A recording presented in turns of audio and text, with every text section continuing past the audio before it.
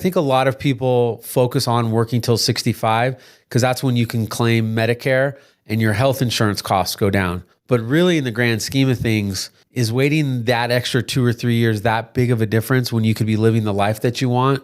So in this example, we're going to show you how we solved, again, for a hypothetical client that wants to retire earlier, meaning before 65, and we're just building in a budget, right? We're designing an income plan to cover their medical expenses, right? So again, what we have here is Tim and Tammy sample. They've got about $1.2 million in different investment accounts, about $1 million in IRAs, a couple $100,000 in a Roth, and $100,000 in checking. They want to retire early. So, they want to retire now because they want to travel more. They want to live life. They want to spend time with their grandkids. They don't want to wait 4 more years. Remember, life expectancy in the US for males is about 77 years old. So the difference between 65 and 77, which is 12 years, and 61 versus 77, those extra 4 years, that's an extra 30% of living the life that you want. I think most people, especially Americans, are programmed to retire to age 65, and they don't realize that because of the wealth that you have, you actually can retire sooner. Again, some of their financial priorities, we're going to cover a lot of this stuff, but really it's just making sure they have the appropriate insurance coverage, meaning if I'm going to retire now, I've got to have a budget for insurance premiums until I turn age 65. So some of their income is going to be Social Security. They also have some rental income.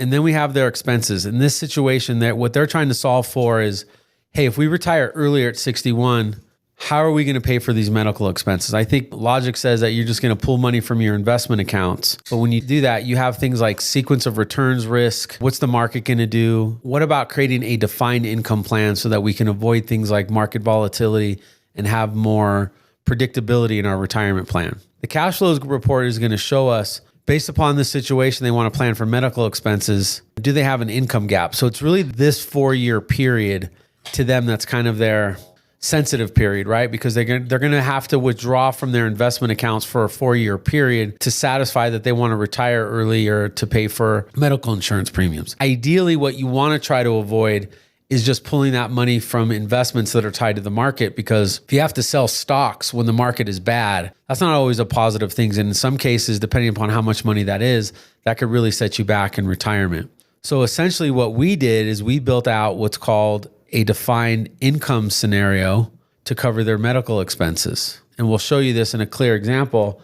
In our planning scenario here, where we're covering the medical expenses, they don't have an income gap, because we've essentially moved some of their money from their investments, or what we call BAM Advisory Group, their growth bucket, to their income bucket. And I'm going to show you this visual here that really makes this super simple. So in this example here, what you're going to see is got about $20,000 at an income gap. Again, what most advisors will tell you is, oh, just pull that money. You got $1.2 million.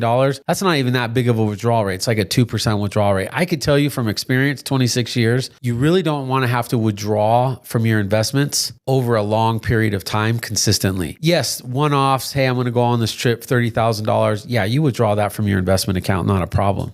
But for built-in expenses that are longer than a year, ideally, you should have intention behind that money.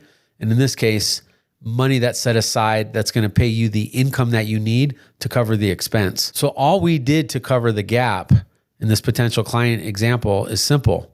We basically moved $250,000 from their growth bucket. And now this money is moved aside for the next 4 years. And it's designed to pay them out an income benefit that keeps up with the health insurance premiums, and it's also going to keep pace with inflation. And those defined income investments can be a wide variety of investments. You can use things like bonds, stock dividends, structured note, income funds. Some people use annuities. To us, I don't really care what it is. It's really what matches your needs, your goals, your timeline, and your risk tolerance. But this is a better way to fill in an expense pre-retirement like medical costs, because now, kind of going back to the rules of the income bucket, this money is reliable. It's dependable. It's not tied to the stock market. It's something that you're not really worried about risk. And then 4 years, when your health insurance premiums go down, if you no longer need that income, that $250,000 or whatever it is can be repositioned back into your growth bucket for long-term growth. Or you can just continue on with income because maybe you actually want to spend that money. So this was just a real easy example on how we would solve. And again, this is a potential client scenario for a short-term or a long-term, we call it 1 to 4 year additional expense. So if you're thinking about retiring early, but the thing that's holding you back is you want to wait till he's 65, I'm telling you, if you have the money, I think getting the time back is worth waiting 3 or 4 more years, because we never know how long you're going to live.